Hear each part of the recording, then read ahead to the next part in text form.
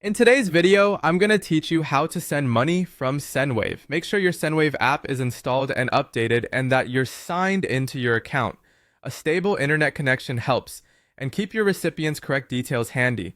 I'll walk you through each tap so you can follow along confidently. Start by opening your Sendwave app. If you're prompted, log in with your account. Once you land on the main dashboard, you're ready to begin a transfer. From here, go to your recipient list. If you already have the person saved, select them. If not, you'll be adding their details now. You'll be asked to choose how the recipient will receive the funds. Select the payment method, then choose bank transfer as the delivery option. This means the money will go straight into their bank account. Enter the recipient's full name exactly as it appears on their bank account to prevent delays. Next, type in their mobile number, then retype the same number to confirm it. Double check for typos. Mistakes here can cause failed transfers or verification issues. When those details are correct, tap save. After saving the recipient, tap continue to send. If you haven't added a way to pay yet, you'll be prompted to add a payment method. Choose debit or credit card. Carefully enter your card details. Only input this information directly in the app and never share it elsewhere. When prompted, fill in your billing address, including the zip code, city, and state.